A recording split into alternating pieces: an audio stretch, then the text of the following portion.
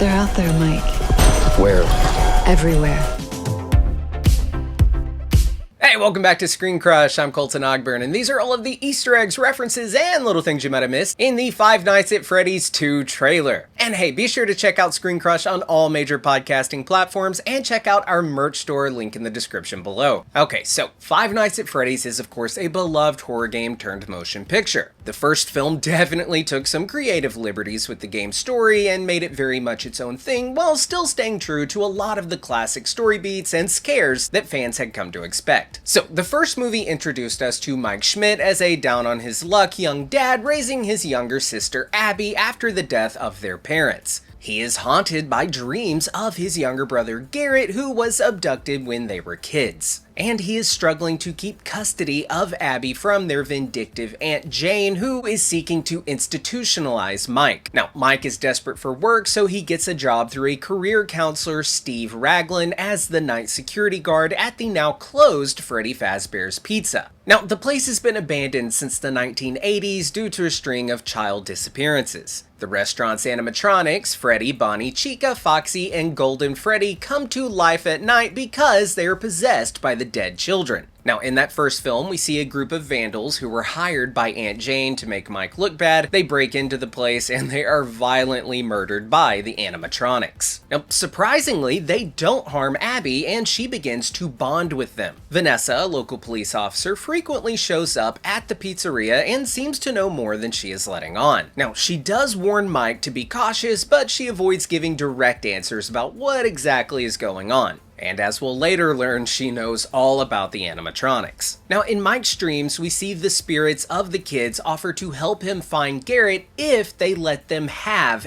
Abby. Mike soon realizes that this is a trick and that the animatronics are wanting Abby to become like them, which would involve killing her. Vanessa then reveals that her father is William Afton, the man responsible for the child kidnappings and the one who now hides inside Spring Bonnie. Afton, disguised as Steve Raglan, was the one who gave Mike the job in the first place, intending for them to claim Abby's soul. And then Abby draws a picture that helps the ghost children realize that Afton was their real killer. The animatronics then turn on Afton, and he is then severely wounded by his own springlock suit, just like in the games. The spirits are then seemingly at peace, and the animatronics go dormant, and Mike regains custody of Abby. And then in the final scene, Afton is shown to still be barely alive and trapped inside the malfunctioning Spring Bonnie suit, breathing heavily in a storage room just like in the games. Okay, so now on to the trailer. We open with this shot of a van driving down a country road, very Mystery Inc. if you ask me. Now the license plate to the van reads ICDED, and I think that's a P at the end, which would of course translate to I see dead people. And that is a classic reference to this line from The Sixth Sense, I see dead people.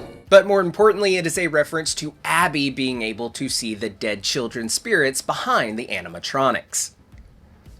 Other person, are you biting your lips again? I know, it's a terrible habit that I have, especially when I'm feeling overwhelmed or anxious, but I'm actually getting a lot better about it now that I'm replacing that bad habit with a positive one. Fume. They're the sponsor of this video. And I'm sure that you guys have your own bad habits that you would like to quit, especially in social situations when you feel anxious or just bored. For me, Fume has been a game changer. Fume doesn't use smoke or vapor, just natural flavored air that gives you something to reach for, and it doesn't have all those harmful chemicals. Studies have shown that quitting a habit cold turkey is actually really bad for you, so I really liked having something to reach for when I feel the urge. It's an alternative to other harmful habits. Now, Fume is an award-winning flavored air device that doesn't use combustion, and it's not even electronic. You can use it anywhere. There's no smoke, no vapor, no chemicals, just naturally flavored air. It just has these plant-based cores that taste great. And they just introduced mango, my new favorite flavor. It's bolder than past flavors that I've tried, and I recommend it if you want to switch things up. Now remember, these are non-toxic flavors, and they are guilt-free alternatives with natural ingredients. And also, I love the magnetic, fidget-friendly design that makes this incredibly satisfying sound. Guys, more than 500,000 people have already added fume to their daily routine, and I totally get why. It's simple, satisfying, and it doesn't come with any of the downsides of your old bad habits. And right now, if you order the Journey Pack using my code ScreenCrush, you will get a free fume topper. It is this rubber piece on the end that you can chew on, and it is great for oral fixation anxiety. So if you've been thinking about changing your habits, this is a perfect first step. So go to tryfume.com/ScreenCrush or scan the QR code on screen to grab yours today. Now, back to what I was saying. Definitely not the Freddys I remember. Now, this is in reference to the fact that the previous film diverged quite a bit from the video game lore. The origins of Springtrap and his involvement with the animatronics wasn't known to players until FNAF 3. Also, Mike and Vanessa are drastically different from their game counterparts, basically only related to them by name. Now, the family diner name was actually in reference to the very first location opened by Afton in the video game lore. Now, here we can see plushies in the corner, just like in the second game on the security cameras. You're thinking of the franchise location. Now, within the FNAF lore, there are several franchise locations. In the games, Fredbear's Family Diner was the original location, opened by William Afton and his business partner, Henry Emily. They later started Fazbear Entertainment LLC and opened those franchise locations that this character is talking about. There's also Circus Baby's Pizza World and the Pizza Plex, but those are locations from different FNAF games. But this reference to franchises is likely also a meta-nod to how they are creating a film franchise based off of the very successful game franchise. Now, next we see some handheld footage, which is reminiscent of the POV found footage style that we got in the games with security footage, and you'll also notice earlier in the trailer, one of those kids has a video camera. Now, here we can see the character Balloon Boy. You'll remember him from the second game. Now, Balloon Boy is an animatronic that's still shrouded in mystery. It's the only animatronic that doesn't kill you in FNAF 2, but it does disable your flashlight, allowing for the other animatronics to kill you. So maybe we'll see Balloon Boy playfully screw over the victims in this film as well. Now, here we can see the boat balloon pit that is known as Pirate Cove, which is where Foxy resides. Some little girl got murdered here.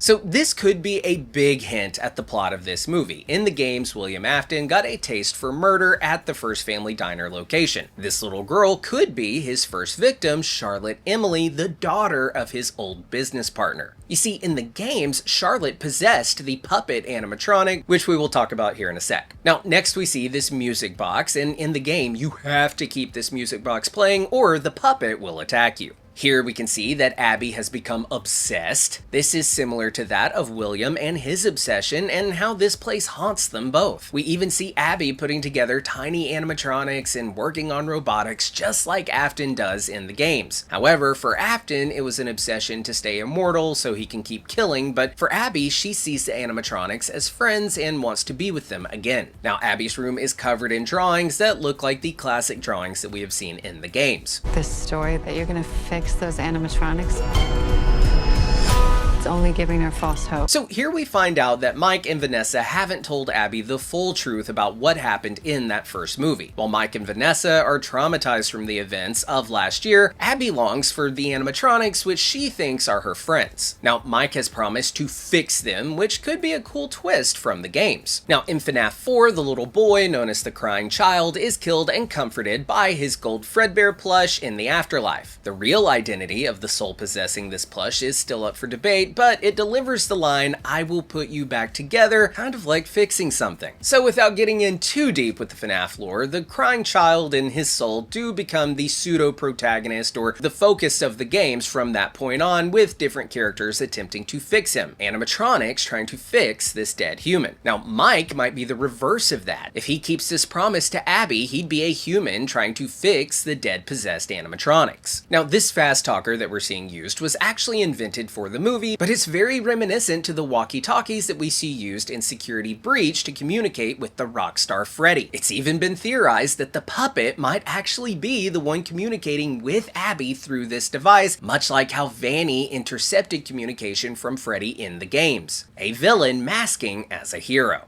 Help us. Come find us. Now, that was also the same voice that you hear in the mini-games in the second game. And then we learn that the animatronics are angry at Abby for leaving. I will show you the way. Here we see Mangle drop down from the ceiling, just like in the game. And we get a glimpse at this little boy here who could be a wandering soul, just like how Mike saw the spirits of dead children in the first movie, or maybe this is the movie's rendition of the crying child, as I mentioned earlier. We'll just have to wait and see. Was that the bite of 87? Now here we can see Puppet Hands and Puppet stalking Vanessa later in the trailer. Now in the game, the Puppet's purpose is to free the souls of the children trapped in the animatronics and get revenge on Afton for his murders. Since Vanessa is his estranged daughter in the movies, maybe the Puppet is going after her for her father's crimes. Now if Charlotte Emily is the soul trapped inside of the Puppet, then it would have even more of a reason to hate Vanessa since her father killed Emily all those years ago. They're out there, Mike. Now, this line reminded us of how in the game, the animatronics find a new restaurant and they independently travel to it. Now, next we can see Vanessa with a gun, and this appears to be a PTSD-driven flashback. Here we can see a new security setup that is more reminiscent of the game's version of the security setup, where there are no doors and there is just lights. We then see Mike cover his face with a mask, which is also what you do in the second game to protect yourself if an animatronic gets close to you. And we can see that he is protecting himself from a withered Chica and a withered Bonnie, who both made their debuts in the second FNAF game. They also appear in the FNAF VR game. Now, it makes sense that Mike would encounter them at the original location since these animatronics haven't been cleaned since the 70s. And guys, that's the trailer. Special shout out to the ScreenCrush team for helping me get this video together. Let us know if we missed any Easter eggs down in the comments below. And if you're new here, be sure to subscribe, smash that bell for alerts. For ScreenCrush, I'm Colton Ogburn.